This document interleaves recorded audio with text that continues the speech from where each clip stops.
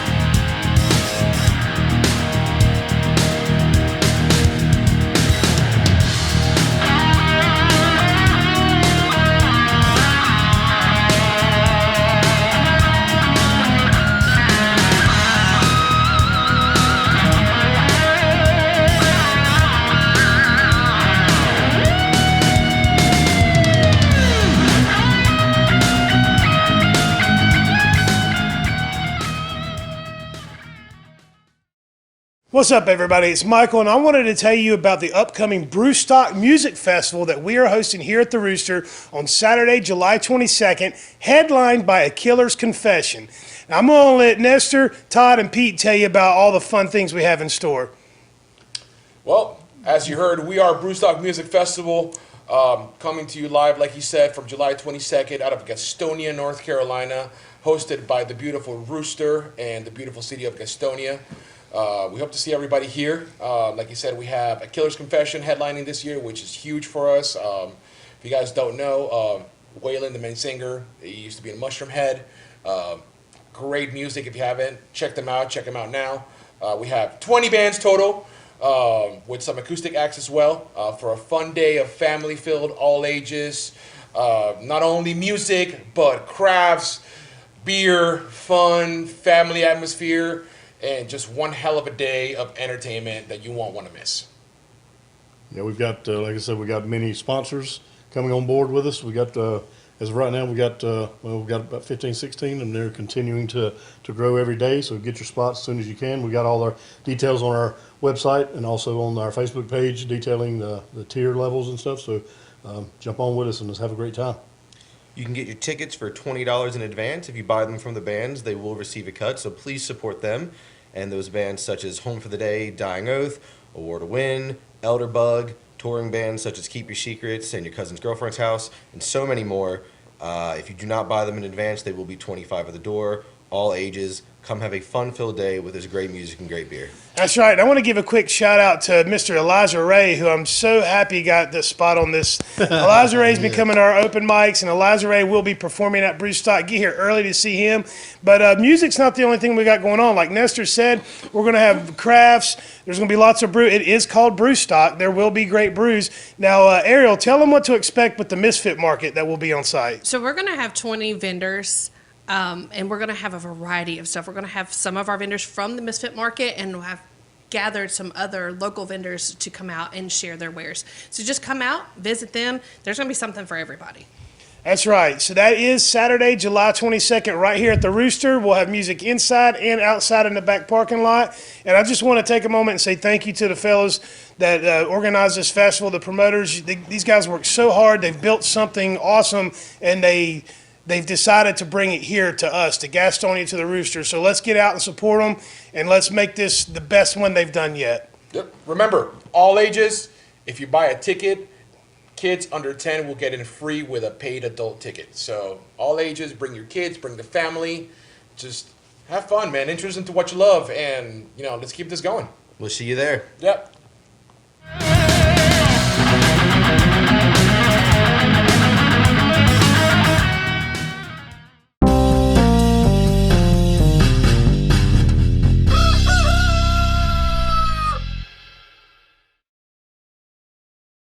In Bessemer, and we would go and just hang out at his place. And we were 17, so we couldn't buy, like, we had to go to Sammy's to get cigarettes. And it was like the only place that would sell cigarettes to you. There's always the one place. The one place. Yep. In your neighborhood. I had one too.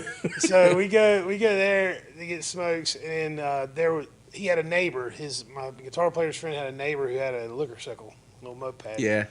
And if we gave him $5, he'd go get us whatever we want at the liquor store. Mm-hmm. Well, that $5 made it where we still had to buy cheap vodka. so we were getting like Pop Off and Aristocrat bottles the worst of vodka. stuff. Yeah. Oh, it was Stuff terrible. that actually should be used for cleaning. Yeah. For drinking. real. And, at 17 years old, we'd sit there and like, oh, I'm a badass, chugging vodka and stuff. And we probably did that enough times to where I actually didn't drink vodka again until I was in my like mid-late 20s. Like, it took me years to get to drink vodka again. I can't even tell you the last time I've had it. There are like 3 liquors that are off limits for me now. Pretty sure I had Jack it Daniels, some last Jaeger, night to vodka. Did you? I don't know. I said, Michael's like, what do you want? I was like, I don't know. Just get me something. Mine was Bacardi 151. Dude, that stuff was wild. Yeah. See, my You could light parents that shit were, I on had those fire. parents who were like, okay, if you want to taste it, just, ask us. We'll get you some. And then my friend her dad was Russian, so vodka flowed in their house. And our parents had a communication that if we had drinks, they were okay with it. And if I was at her house, I could have vodka. So vodka was just like, I had a tolerance before I was even 21. Yeah, So. that's the way I was too. See, my parents had the liquor cabinet, and Yeah. vodka is the easiest one to refill with water because you Yeah, can't tell.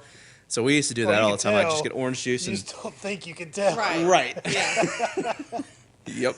My best friend's dad had a liquor cabinet too, and we would do the same thing, refill with water. And Yeah. he got wise to us. So he started buying the 10 packs of airplane bottles. That's smart. was That's like- smart. Well played. Yeah. Well played. Good work, Weasel. sir. Good work. So, but no, man, I was more of a weed smoker back then, man. Yeah. I didn't really care too much for drinking until I was in my early 20s. Yeah. And then I spent the majority of my 20s finding those limits. Yeah. Oh, that's pretty much what you do. Yeah. And I went through a while. I completely quit drinking for probably 6 or 7 years, like completely sober, because we had growing up. I had 2 party houses that we would go to almost every night. It was one or the other. Yeah. And it was the same group of people at both, but it's just like one set of people lived here, one set of people lived here, and we would go like a Monday night. Oh, we go over here this night, and it got out of control. Did y'all do the drinking games with like the car? Like Oh yeah, the asshole we and, did beer Olympics Nice. like once every 6 months, where we had like beer games, like longest keg stands, the most creative way to drink a beer from a can, and like we did all of that stuff, and I just. After a while, I'm like, man, I need to stop because get a little out of control. yeah. Every single night we would play drinking games. Yeah. And like now, at 44, I don't know that I can even remember the rules to any. I don't remember how to can't play either. asshole, but we played it every night. Me neither. See, we just would sit around. We would talk. There'd be bands, all kinds of stuff. And then I learned my limit when I realized that when I had too much, I turned into Johnny Knoxville. Oh yeah. And which they're like, oh, you can do it. You can do it. And that's Ariel was easily That's when you instigated, know. weren't you? well, that, and we did shit like that growing up as kids, like trying to, first time we ever watched Jackass, we were like, wait a minute, we do that shit in the backyard all the time. So it was just that level with like me and my brothers, but me being drunk with my friends trying to do the same shit. Well, it's funny, like when you're young and you're that age, it's like the bravado of like, you want to be cool, you want to be the star, you want people to like you. You're like, some people take that way too far. Yeah. But no, I think I do believe that like there are some people that just shouldn't drink. Like Oh, some, for sure. Some people just alcoholism is real. Oh, yeah. it's an addiction and all that. And I get some people just don't need alcohol, but Yep. then there's the rest of us that can do it in moderation. You That can control it. You know where your Yeah. limit is. Like I know that like drinking on a weeknight where I have to work, like if I'm having any, it's like 2, and I'm good. That's it. Yeah, usually it's when shots start happening. Like I won't do shots of Jaeger anymore. Like I haven't done a shot of Jaeger in probably a decade. I won't. touch it anymore. I just too many nights tasting it come back up. Yeah. You know, Oh, I don't dude, know. yeah. Hearing everybody's Jaeger stories and hearing how they thought about the flavor of it, I've never had Jaeger, and I don't really want to. don't I have start a now. horrible I don't Jaeger want to. story. A horrible Jaeger story. Let's hear it. To. So, this is when I was like mid drinking too much phase. I was in a band, and so we were playing at our manager's house, and there was like a bunch of people there that were like, I guess, important people in the music scene or whatever. I was up in Pittsburgh at the time. I'm originally from there, and I remember getting to his house early and setting up, and I hadn't eaten much that day either. And we were in he had this nice little bar area. He had a really nice house. Nice little bar area. We're having drinks, had a couple of shots of Jaeger. I was drinking Captain and Coke. That was my drink back then. I was drinking that in between the shots of Jaeger.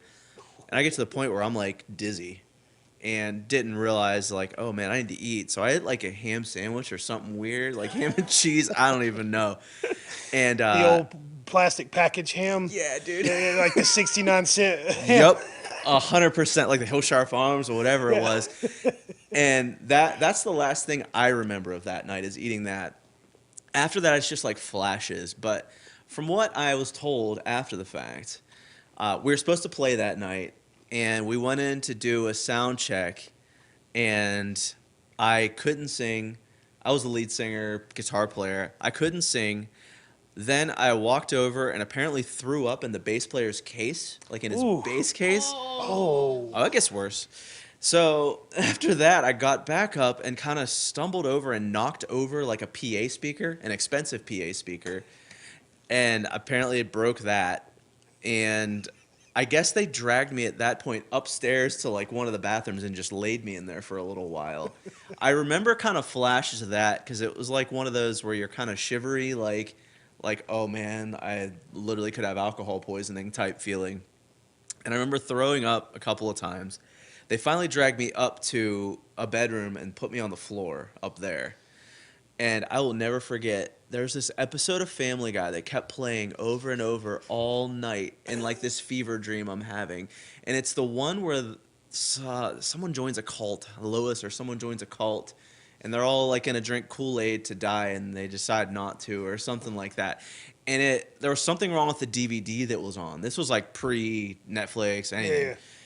The DVD that was on just kept, like, it would get to the end of that episode but not finish it, and it would click back to the beginning of the episode again all night until I woke up at like 10 a.m. like semi-coherent. I'm It's like, starting I to need sound go more like an home. acid trip. Right? It was awful. That's the last time I ever had Jaeger in my life. Ever. I was done after that. I had to quit the band. Like, that was, I don't think I talked to any of those guys after that day. They were so pissed off at me. That was your So- shot. Wow. It was bad. Ladies and gentlemen, this is Scott Lowder. Hey. Welcome to the show, Scott. Thanks, guys. Nice to meet y'all. Beautiful. Man, we all have those stories, and you know, you in a way you kind of need those experiences to Right. learn your limits. You know, you just hope that your experience isn't one that costs someone a bunch of money or something, or Right. a life or anything like that. Absolutely. I'm glad it was just that, and at least the people around me were good enough to not let me drive anywhere, and Yeah, you know, threw me up on a bedroom floor. They may have been, you know, kind of rude about it, but I deserved it, and I'm glad, you know, it happened, and I would not do that again. I had a buddy back when I lived in Raleigh, best friend actually. He would get blackout. Yeah. Drunk. That was during the height of Jaeger bombs. Like that was when Oh, everyone yeah. was doing Jaeger bombs, and God, so many stories. Like the one story that sticks out is driving home. Don't drink and drive.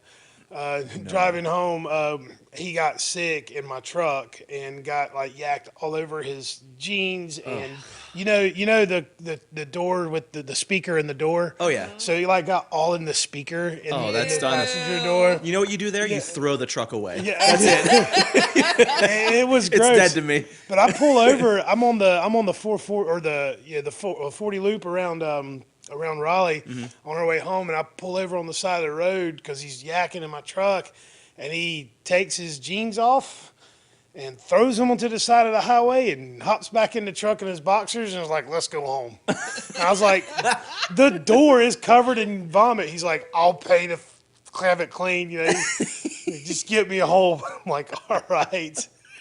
Oh my gosh. So many stories. Yeah. But drinking's fun. It is. If you can do it in moderation. Yeah, a couple drinks. At my age now, a couple drinks is fine. Yeah, I like feel if good I'm about doing it. shots, I'm usually home. Now, every now and then I'll take shots when I'm out, but not more than one or two. I don't. Honestly, the first shot I've had in like 8 or 9 years was here like 2 weeks ago at the Marville show.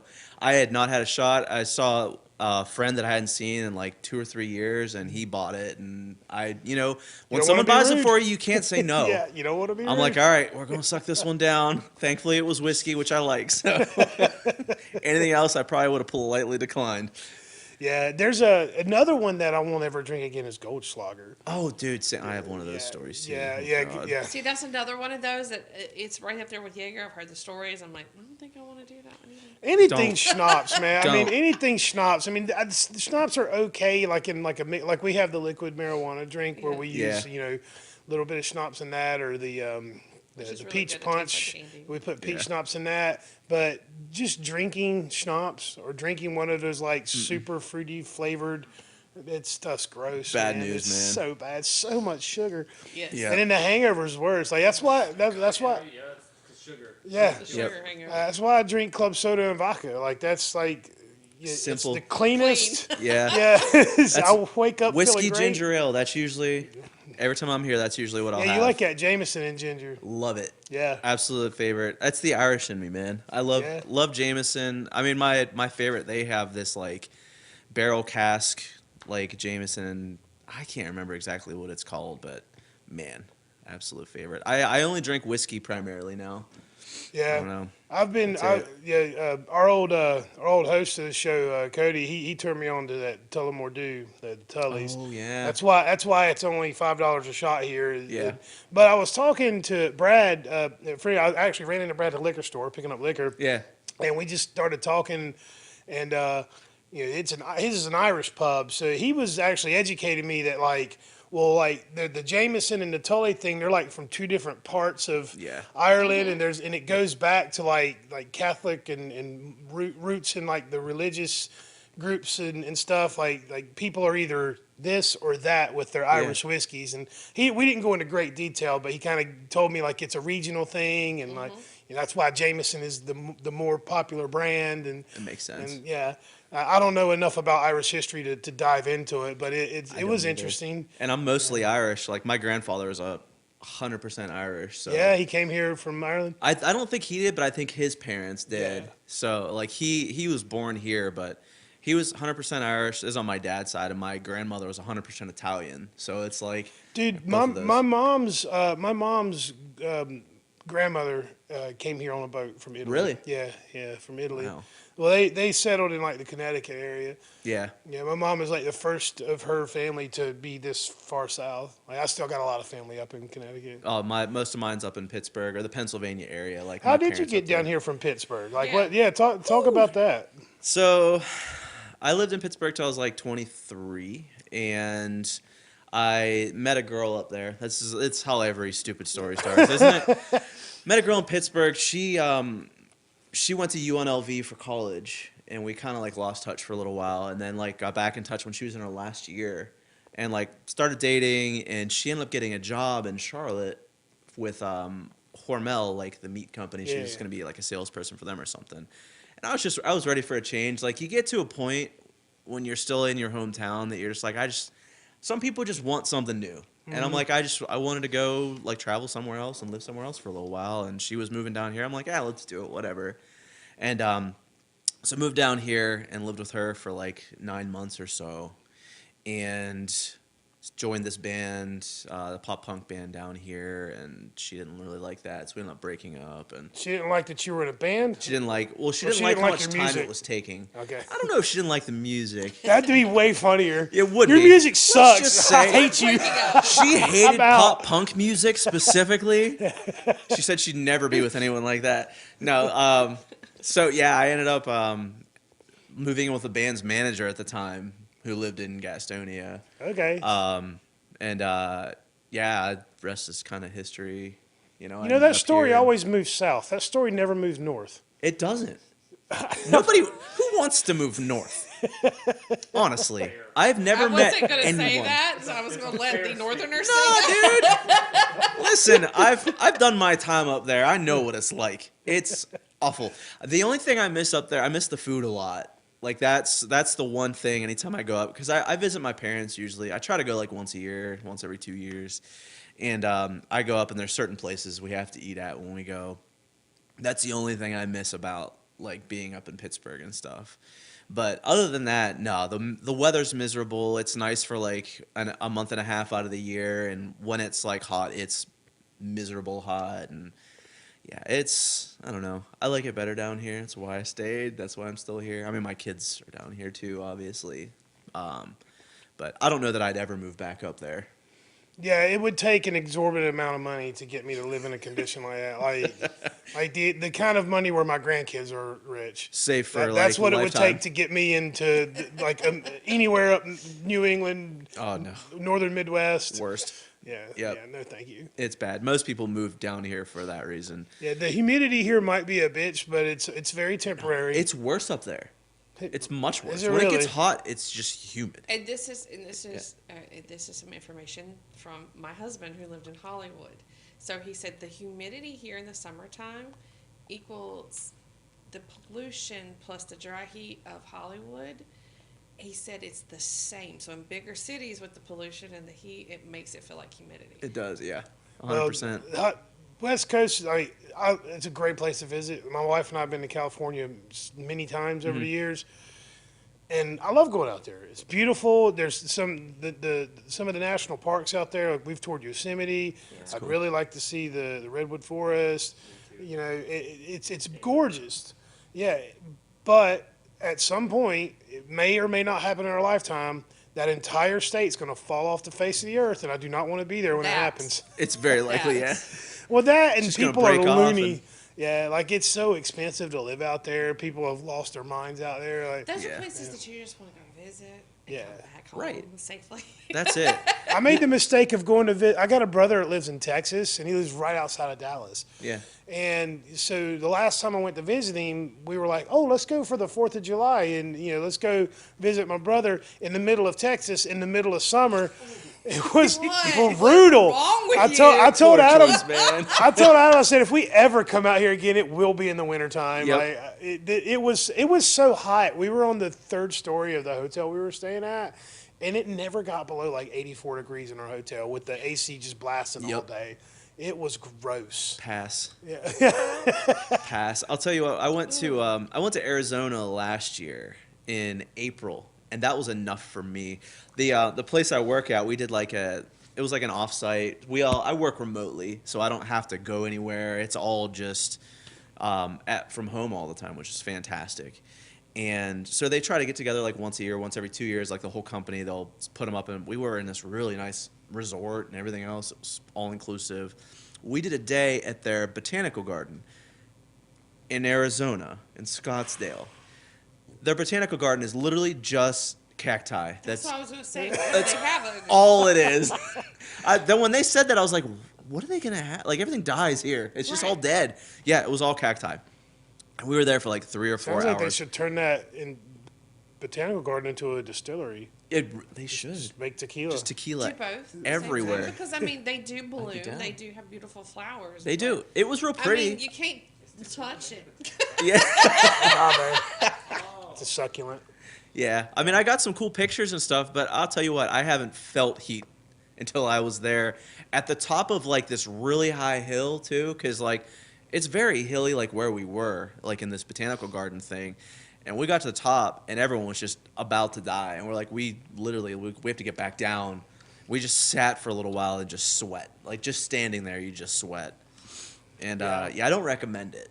Even in April, like that's a December trip if you get into it. Well, my wife and I, our dream is to get to a point where one day we can buy an RV and we can just go hit all of the national parks That'd and be tour fun. the country. And like we've even talked about like the seasons and like where to go in the country during what season. Basically, summertime is northern. Yep. northern side or northern half of the U.S. and then wintertime hit the South. Yeah. And like if we could make that happen, do like a 1 or 2 year thing, that'd be be the fun. that'd be That'd be a lot of fun. like that would be great retirement, right? That's the Yeah. goal, Oh, yeah. right? We hope so. Yeah, for sure. You know, gotta build some wealth first. But Yeah. Hey. speaking of building wealth, how long have you been a musician? When did you start playing? Like you said, you sang and played guitar back in Pittsburgh. And when you said you moved down here in your early mid-20s, so Yeah. when did you get started? Talk a little bit about your origin story. So I started playing guitar when I was about 15, I think. I was kind of a late starter, I guess, as far as most people go. And of course, it like always spurs from my parents got divorced when I was 15, and I kind of picked up the guitar at that time. Well, that's a productive way to deal. So Yeah. that's cool. Yeah, it was great. I played for like a little less than a year, and just gave up on it. Got frustrated. I didn't really enjoy like taking lessons and stuff. I guess that's just not the way I like to learn at that point. And I put it down, and I went to see New Found Glory, the pop punk band, Yeah. and it like lit a fire at that point. And I picked up the guitar again and never put it down after. So this is what, early 2000s? No, it was even earlier than that. Newfound- No, I guess it was. Yeah, Newfound Glory was like really late 90s, early 2000s. Yeah, well, I got onto them early. Okay. They were like, they weren't big yet. They weren't like the Newfound Glory yet. Yeah. They were still a band that was kind of coming up. I kind of. So they were a local band gigging around town? No, I wish they're from Florida, but They're they were on from- like a smaller Yeah, like their little indie tour. It's still like Yeah. same category. Like they were playing at a venue maybe a little bigger than here at the Rooster, like maybe fit like 500 or 600 people. Okay. And I saw them at that, and I mean that that did it for me. I went and picked up the guitar again. Ended up starting a pop punk band where we literally just did like Blink 182 and MXPX covers, and with my best friend Sean, I played in so many bands with him.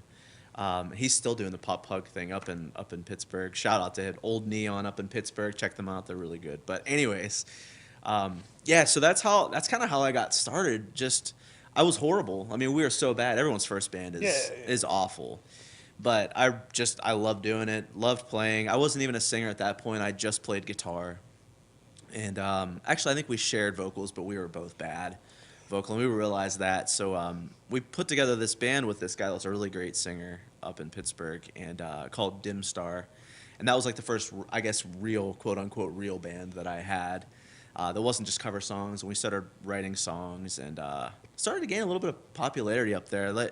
It's really interesting to see how different the music scene is from here and in Pittsburgh, too.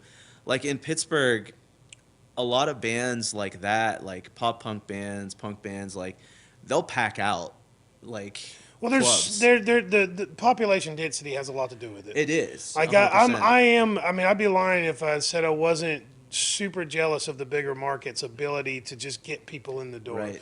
You know, there might be a couple million people in the Charlotte area. Yeah.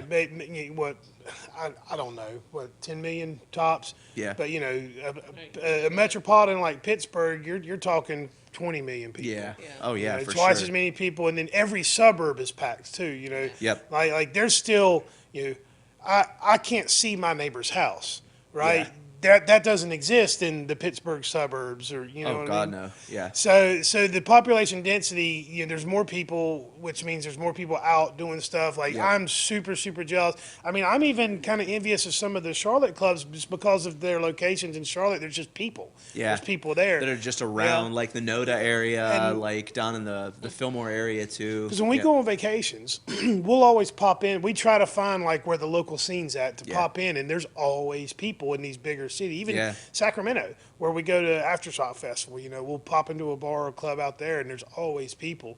So it makes sense, Yeah. if you're good, if you're talented, you can get some traction in a bigger city. But anyway, Right. go ahead. I didn't mean to interrupt you. Oh no, you're good. Yeah, I definitely agree with that. I mean, it's a completely different vibe, like depending on how many people are in the area. So that and What like is it, Ariel? What do you want to say? Sorry, I looked up the population of Charlotte. what is it? It's 2,267,000. I was right.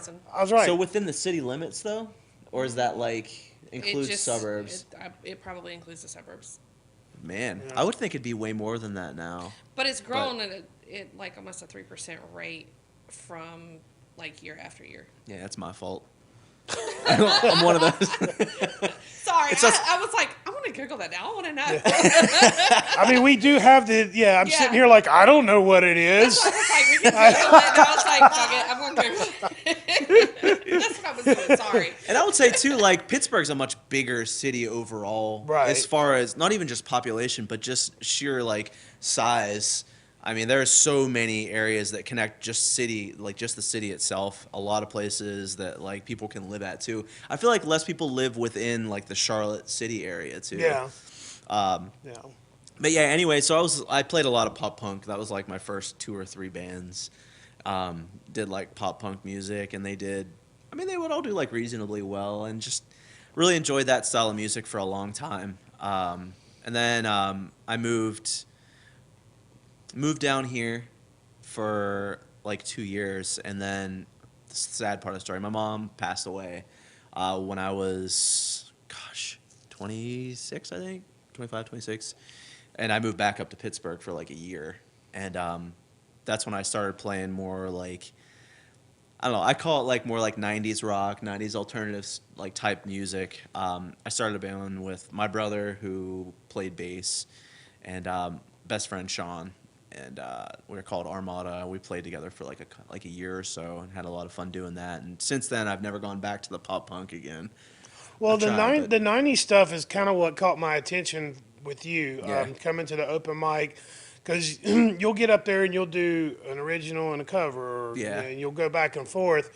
And your covers, I have found your song selection intriguing, because Yeah. it's like, I was big into like the grunge and then the alternative stuff, and the stuff that you played, you're playing songs that were kind of outside of like the mainstream alternative. I don't know, your song selection. I think you did a Third Eye Blind song. Yeah, you yeah. did which back in the day, Third Eye Blind they were huge. Yeah. But But it was more like pop radio, Yeah, it not was so more much pop, on like your yeah. alternative rock radio. Yeah. But now you hear a Third Eye Blind song on the radio, and everybody's Yep. doot, doot, doot, Yeah. doot, doot, doot, doot. Yeah, everybody's That's into true. it.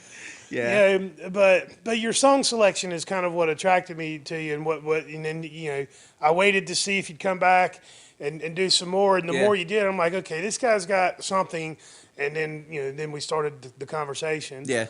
And speaking of, you can catch Scott here on next Thursday for his Storyteller Sessions. Yep. Yeah, and for those who don't know, 13th? 13th. Thank you. Storyteller Sessions I've totally ripped off VH1 Storyteller. As you should, man. Yeah, I thought it was a great concept. It really was a was. short-lived show. I don't know what's wrong with people. I don't know. They stopped playing music on all the music channels. It was so good. It's fantastic. Yeah, I remember back like Headbangers Ball, 120 minutes. Unplugged. Unplugged. Yes. Yep. On all this stuff, it was they were all flashes in the pan. They all were Yeah. there, and then they were gone. And it like was great. the music videos just kind of went to the wayside too. Yeah. Yeah, now they're all Loved on a good YouTube. music video. Me too. Yeah, I I mean, still that- watch MTV Classic. I don't know if you guys have seen that Yeah, station. It's yeah. so good, man. I go That's to like sleep to good that. some background nights. for like on a Saturday when It's you're cleaning the great. house and stuff. Yeah. Yeah, still too many commercials, but There are, but listen, I'll deal with it. It just takes me back, Yeah, me too. And then sometimes they'll do blocks of like decades and stuff, Yeah. which is really cool. But the VH1 Storytellers was where they would bring in artists, and if I remember correctly, I want to say like I think didn't Kid Rock do one? I think so, yeah. A couple. They My, were really big names. My favorites, the Matchbox 20 did one that was pretty good.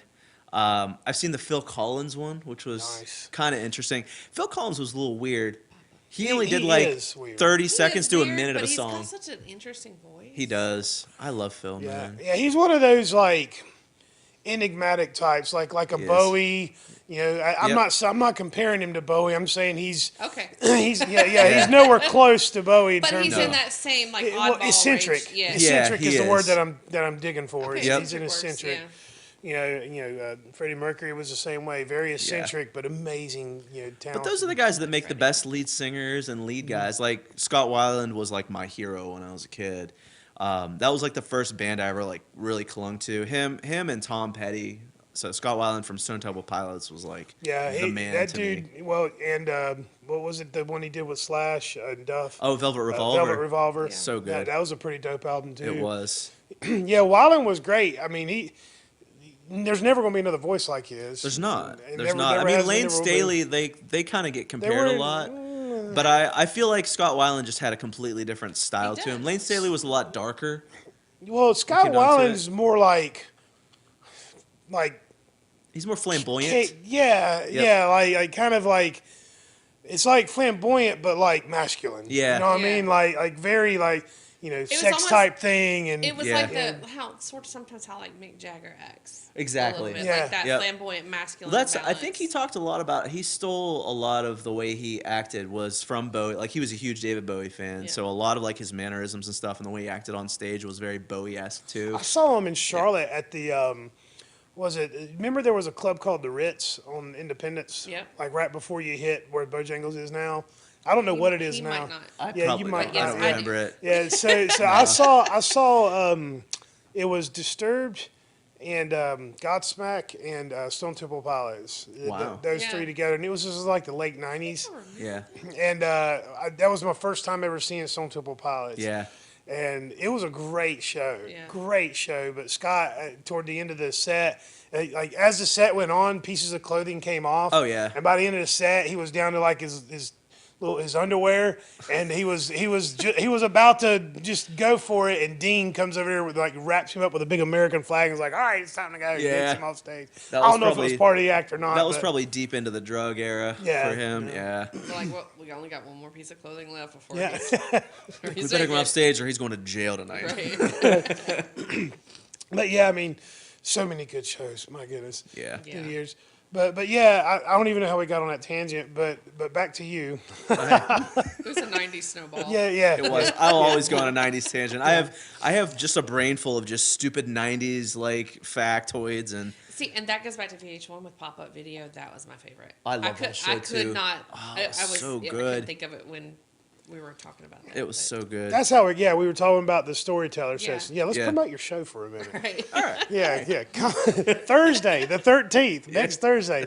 Come see Scott. He's going to be telling stories. He's going to be playing some of his original work. Yeah. Now, will you be playing songs that you've written all the bands through the years? or- I plan on it. I'm trying to do a good mix of stuff I've written from like beginning until now. I don't think I'm going to do it like chronologically, but I'm going to try to do a little mix of everything. And I mean, of course, every song has, some kind of background to it. Some of them personal, some of them I don't know. The way I write, sometimes I just have a story in my mind too. Like, oh, maybe I have an idea about, some random girl or some random person or whatever.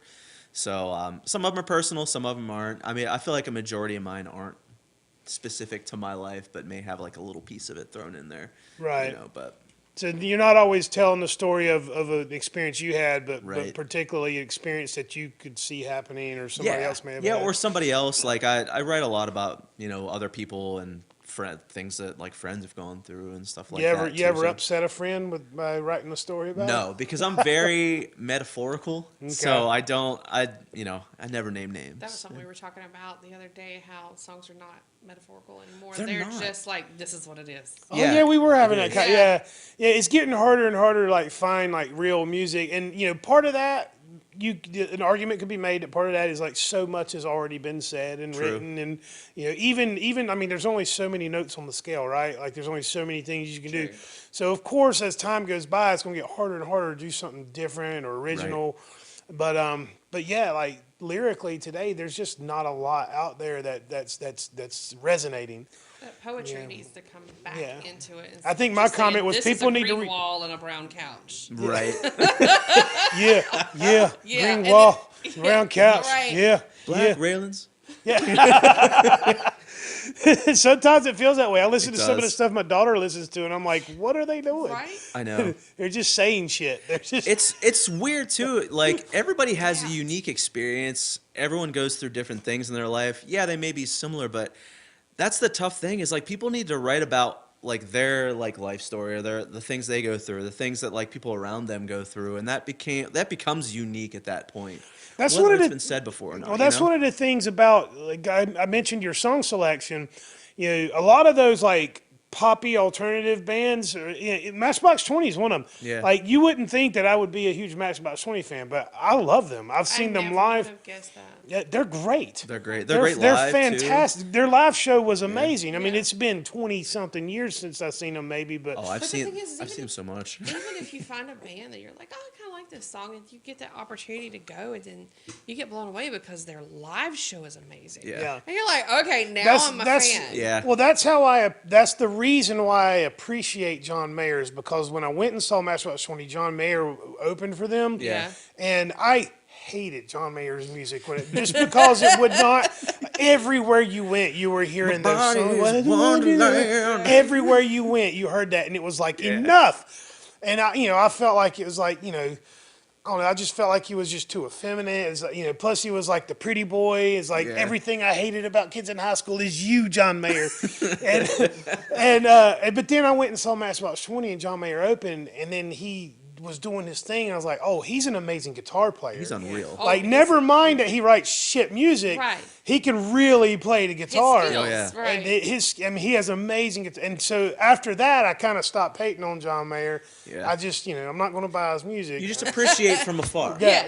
You don't I get quite like, you don't dive in, but you just get a little You John Mayer. appreciate his talent for playing guitar and the rest That's of where the it stops. With that said, John Mayer, if you want to play a show at the Rooster, You are more than welcome. I know you're on an come and acoustic play. tour right now. Perfect venue. Let's go all instrumental. Yeah.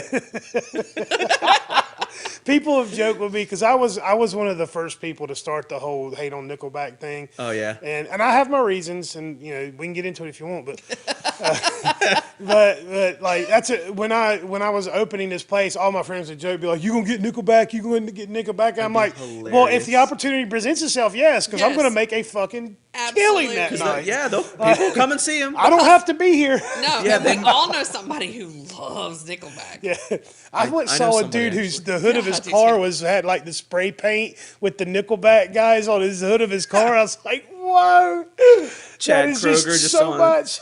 No. This blonde locks. Where did you see that? In Raleigh, when I lived in Raleigh. Oh my Yeah. god, dude. Yeah, I saw that one day. Like, all I took my a picture of it, sent it on. I was like, faces "Can you fell. believe this shit?" Like, making all kinds of jokes about what his life must be like.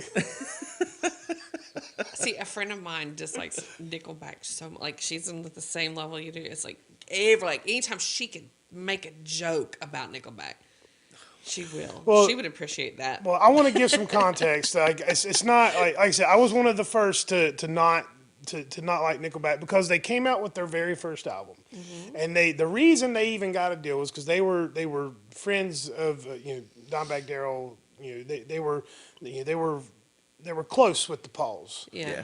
And they kind of rode Pantera coattails to Yeah. get into the industry, and they wrote the one album that was really kind of hard rock. It wasn't. their it, very honestly, first. yeah, it really wasn't Yeah. that bad. It was okay, and then they got their deal, and then they just started making What they do now. shit pop music, and it was like. But then they kept promoting themselves as like a metal band, Yeah. and they would show up at, Yes. on like heavy metal tours, and we were like, "What the fuck are you doing? Exactly. Like, This you is don't how belong you here." Remind me.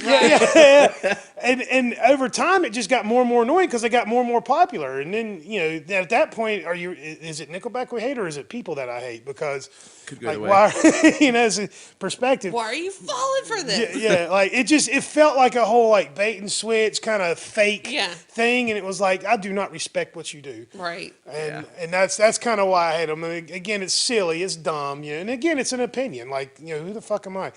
But if you love Nickelback, knock yourself out. more power to Go, you, go man. support the artists that you love. That's what Yeah. we're all about here. Yeah. That's it. And if they want to play at the Rooster, I will book that show. Yeah. I'm not going to like it, All but day. I'll book that show and I will sit outside.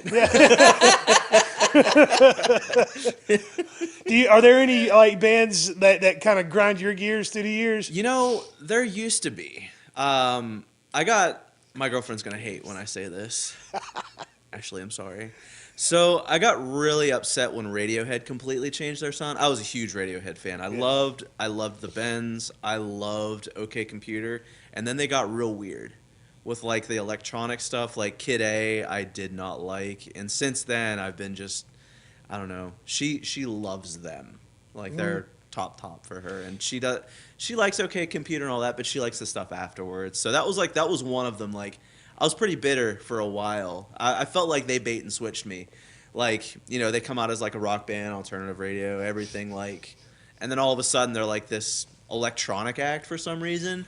And it drove me nuts. I get that. Like, Pearl Jam put out a couple albums. Like, Pearl Jam was one of my all-time favorites. Yeah. Pearl Jam and Alice in Chains were probably two of the most influential bands of my life. Yeah. For at least my generation's Yeah. bands. And there were a couple of album slump there where they were experimenting. You were getting real experimental. Which two? I was a huge Pearl Jam fan. Yeah. So Binaural, Oh, yeah, that was weird. I hate that album. Yeah, it was I weird. there's one song on it that I like called "You Are." Yeah. That's a pretty dope song. But the rest of the album's not very good. Yeah. And I did not like Yield. I was gonna say Yield was the other. I did one. not I like was gonna. Yield, Say, I yeah. knew. Yeah. And they were back to back. Yeah, they were. They were back to back, Yeah. and it was just like, what is happening? But they were experimenting. They were just had to get out of their they were system. evolving, and then they came back with the self-titled Avocado album, and it was Yeah. like that. They're rocking again. Right. Yeah. And some of their best work, again, this is my opinion, is Lightning Bolt. Lightning Bolt is the best album they made since Vitalogy. It is fantastic. Like we That's a played. bold statement. I'll have to listen. I don't think I've listened You haven't to listened to it. It No. is phenomenal. I'll check it It's out. got the Mind Your Manners on it. Yeah. Yellow Moon is at the end of the album. We danced to that at our wedding. Chrissy and I did. That's It's cool. a great song. Yeah. And yeah. So, but bands evolve, right? They do. We've talked about that before, about how bands evolve and experiment. And you know, I'm all for it. You know, sometimes you got to get that stuff out of yourself. It's a lot Absolutely. It used to always annoy me when people like singers from bands would like go do side projects or solo you know, I think the most successful, from our generation would be Mad Season. You know, Yeah. Lane went and did something different Yeah. with And it different was cool. guys. They that made just album, a super band. yeah, Yeah. it really was. Yep. And the album is an amazing album. To this day, Chrissy and I still listen to that album. Yep. Great stuff. But you know, people would hate on they belong in this band. It's like, nah, man. Sometimes what you're writing doesn't fit this project. Right. And I think some of those albums could have been avoided had they went and done their Done solo that shit. somewhere else. Like, Like, hey, I just want to go try this out. listen, Okay. Eddie, go write that on a ukulele album or something like Yeah. you're doing over here. That's exactly. And then at the same time, you know, we do get disappointed when they do stuff like that, but they got to keep that inspiration going. If they are like, hey, I want to try this, just, Yeah. you know. You gotta And get who it out of your knows? system. You know, sometimes those breakoffs or those side projects create like a new generation of fans Right. that may Yeah. not get exposed to this other thing that you think is great. Like, Exactly. you know, it's all love. Like, I'm always promoting Yeah. and positive, Yeah. and you know, it's all love. You know, but I hate when people go negative and you know, badmouth other bands and things like Yeah. that. You know, I mean, look, I've listened to a lot of local music, and most of it I love. A lot of it I like, and then there's some of the stuff where I'm like, I'm not feeling this, but somebody isn't for is. me. Yeah, but somebody is, and some of those bands I'll still give an opportunity to because I know that somebody is going to appreciate it, and I think everyone deserves to be heard. Absolutely, and that's the way I've felt for a long time too. I used to be a music snob, like big time, and I will not back down from it. Like I was awful, but like when you get older, more and more, you appreciate more and more. You ever change your opinion about a person that you liked because of something they listened to? Or Oh, been- yeah. Yeah. I went to a show All the time. I gotta tell this story. This was so. This is so petty. I know it's petty going into it, but I got Disclaimer. I got tickets. I got an opportunity to go see Bon Jovi at the Spectrum Center in one of the suites. Like one of the clients that from a previous business, they had this suite and they offered me tickets to Bon Jovi. My mother-in-law's a huge Bon Jovi fan. I told my wife, I said, yo, we're taking your mom. And it was right around her birthday, too. So I was like, this is what we're getting your mom for her birthday. So me, my wife, and my mother-in-law, we all get ready. We go, and we're ready to have a good time. We're in the suite stuff. And we get there, and there's this group of 4 ladies that were also in the suite that I guess they had given more of those tickets. We didn't know who these ladies were. So we get there, there's a nice little spread out. There's free beer. We're having a good time. We're chatting up with these ladies. And they're nice. You know, we're having a great conversation. And we start talking about who we like and who we don't like. And this lady's like, my favorite band is Nickelback. And I just can't wait to see Nickelback. And when she said it, my wife said she saw it. Like, she saw from head to toe, like my whole, like it was like my whole body was just like, I can't deal with this person anymore. Right. It just changed, like it changed the tone of the room completely. Yeah. I had nothing left to say to this lady. I was like, oh, we're done here. We're yeah. done. I was like, all right. I was like, all right, cool. Yeah, We had a good run. Beer. Can I have another beer? I'm gonna go. We didn't talk to them the rest of the evening. We were in the same suite. We didn't speak. that shit down. I shut down after that.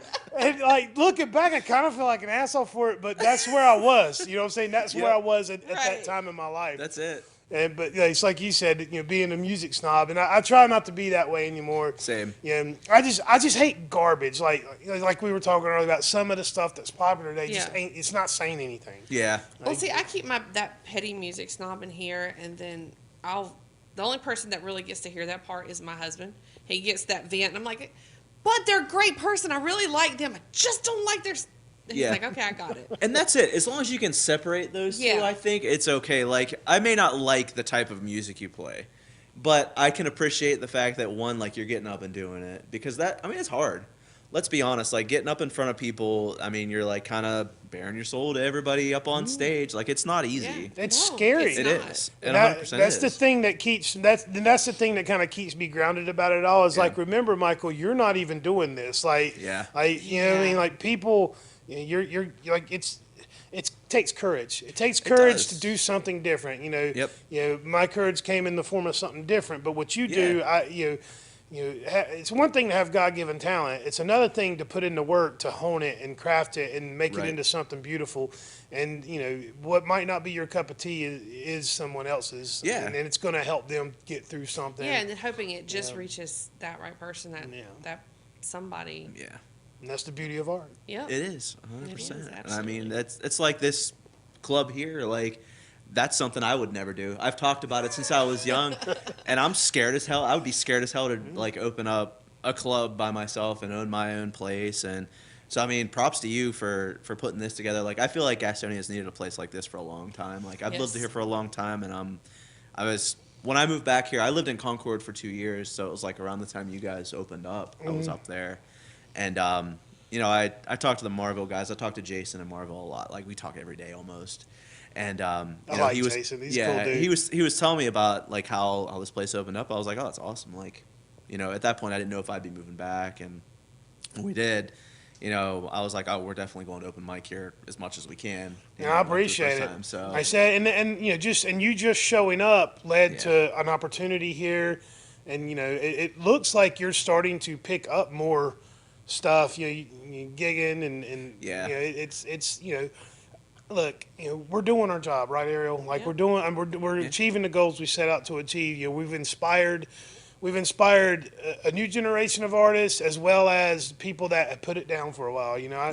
I've talked to handfuls of people who have come to me and been like, I hadn't, I gave it up or I put it down and now people are starting projects back up and we're seeing guys that, were making a living doing it that hung it up 10 years ago are now picking the guitar back up and showing up on open mic and starting new projects. Watching those fires be lit and that inspiration is just, it's good. Yeah, the look in people's eyes when they talk to me about it, like I can see the flame lighting up, and I'm like, that's what I want. Yeah, that's what I want to see. It's great. They just needed something to start it because there wasn't a place like this, at least in this area. Like, there aren't many places you can go to open mic. The only other open mic I've done in this area was at the Evening Muse, and it's so hard to get in there. Yeah. And even when you do, it's... They did open mic. Yeah, every Monday night they do, but you have to get there early because if you don't, you won't get a spot. Like, they only have a certain amount every night, and that's it.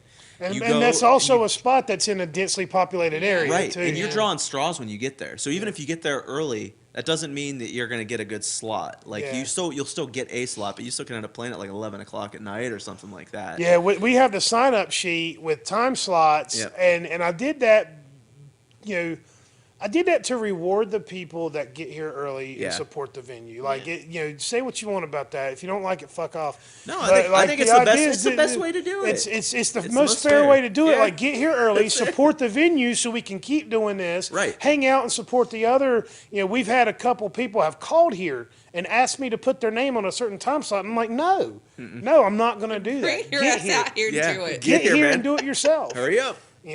But we did extend it an hour. Like we were doing it 7 to 11, first and third Wednesdays, right when we first opened. But it took me less than 2 months to realize this needs to be every week. Yeah. And once we made it every week and it became more consistent, more and more people started showing up. And then a couple months later, it was like, well, it kept rolling over 11. I was like, well, let's push it to midnight. So Yeah. now it's 7 to midnight. It's 5 hours of entertainment. And we'll see 3-4 different crowds come in throughout the night. That's what's crazy. Yeah. Like we typically we're early ones, so like we'll get here early. But I like the 9 o'clock slot's a sweet spot, so don't take it if I'm here.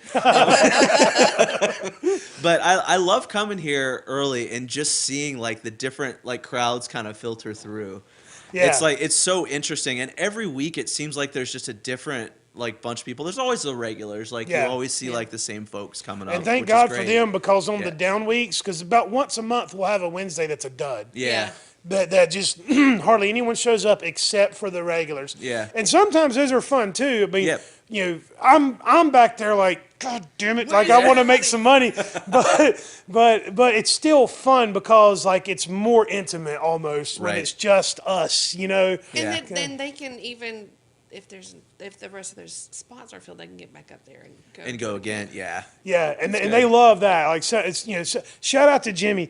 Jimmy, he just comes and plays drums, Yeah. and any chance he gets to get up there and play drums, he takes it.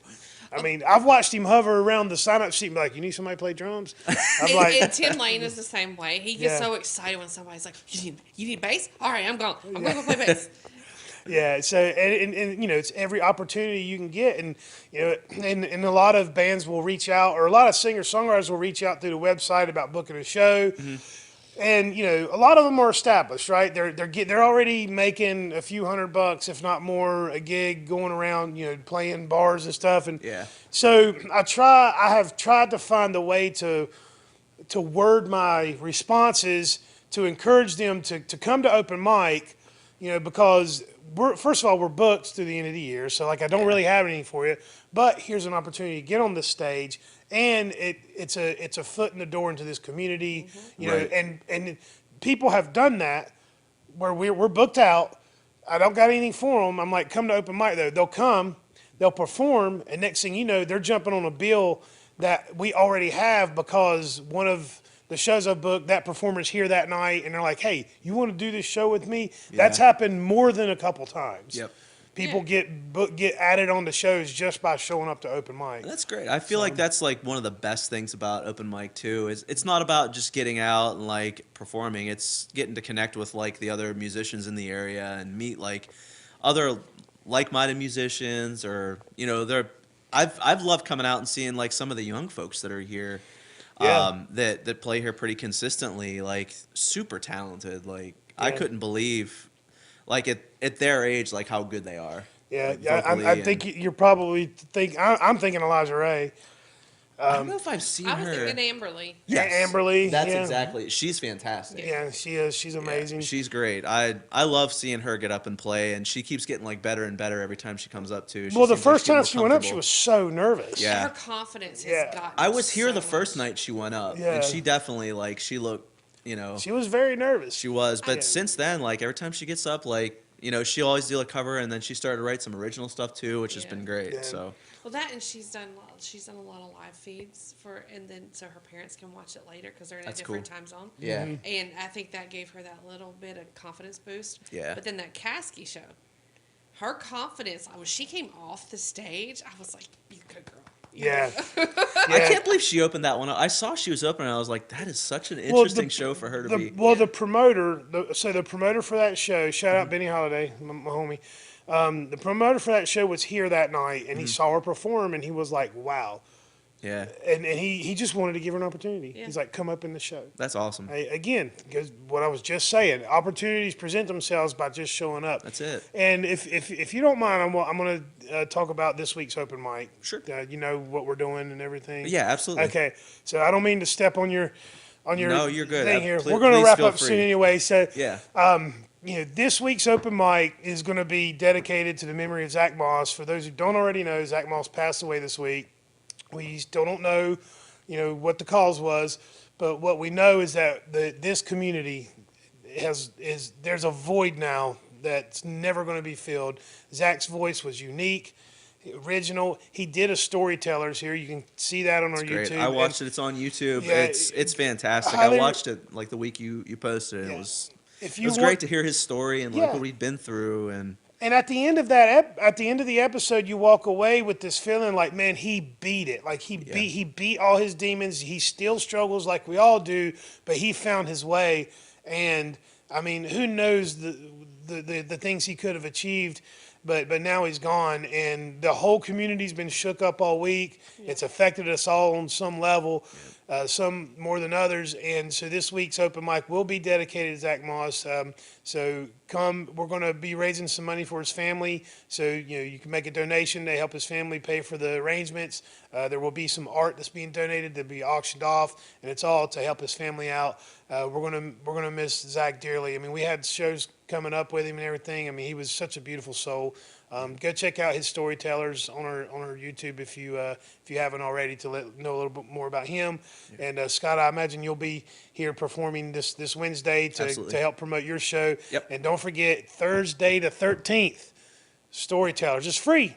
free. No cover. You ain't got to pay. Come hang out. Have a couple drinks. We'll tell some stories. We'll have a good time.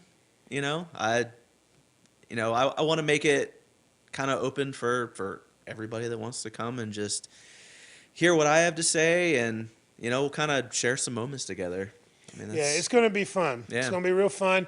And tell them where to find your music and all that stuff, and we'll wrap up. We'll get out of here. Yeah, absolutely. You can find me at Scott Lowder Music on Instagram, Facebook, same thing. I have a YouTube at Scott Lowder Music.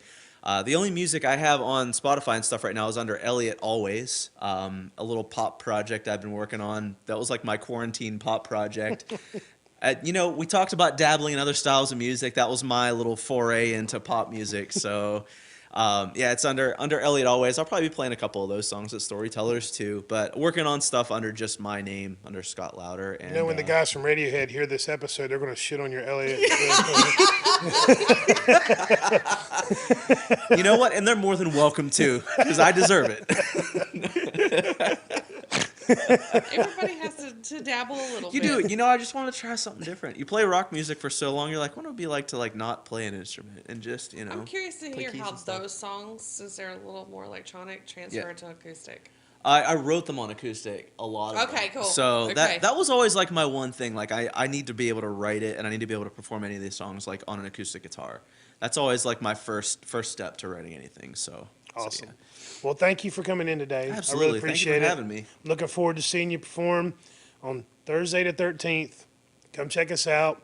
And, appreciate you, man. Awesome. I appreciate you guys. Thank you for having this place. So. Peace and love.